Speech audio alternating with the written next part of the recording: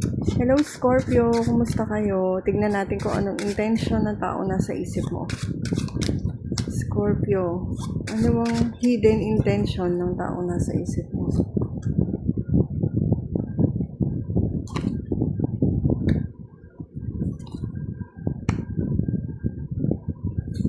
Bottom of the deck, the world. Ay, ano to? Kala ko the world, chariot pala. Bottom of the deck, the chariot.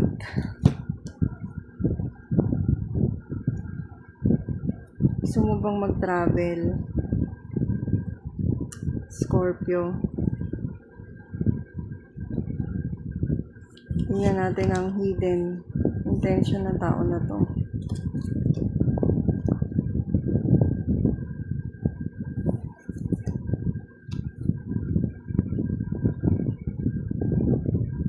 Ang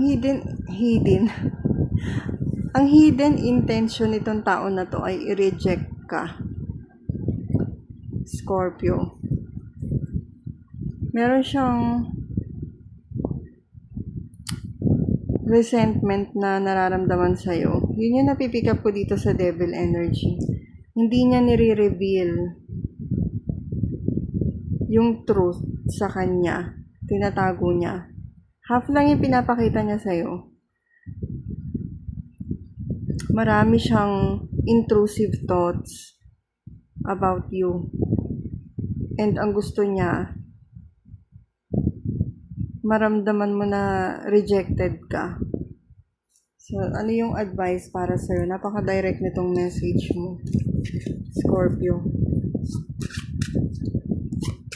Kaaway mo ba to? Or nakagalit mo?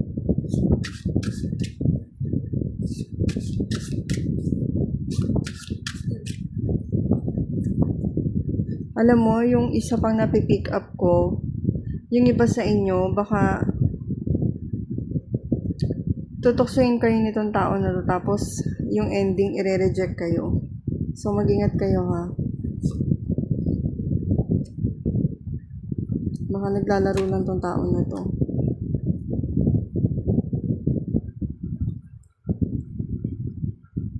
Oo nga, attracted siya sa inyo physically eh. Nakakit siya sa inyo, Scorpio. Regardless kung anong gender mo. Gusto ka nitong tao na to. Pero gusto ka niyang i-reject. Ganun yung ano niya. So, ang advice para sa'yo, unti-unti ka nang dumistansya dito. Yun yung napipick up ko para sa'yo. Tsaka wag mo ipakita na lalamya-lamya ka ha. Maging Queen of Wands ka. Kumbaga parang wag mo kong lolokohin, wag mo kung ano. 'Di ba? Alam mo 'yon, ayan no, yung kaya mong protektahan yung sarili mo. Yung hindi niya makikita na parang kaya kanyang i-overpower. Nagpa-power trip kasi to eh. Hindi rin siya basta mag-e-effort sa'yo. Kumbaga parang gusto niya, naghihintay ka lagi sa kanya. Okay, Scorpio, kung kailangan mo ng private reading, i-message mo lang ako. Isasend ko sa inyo yung complete details. Thank you for watching.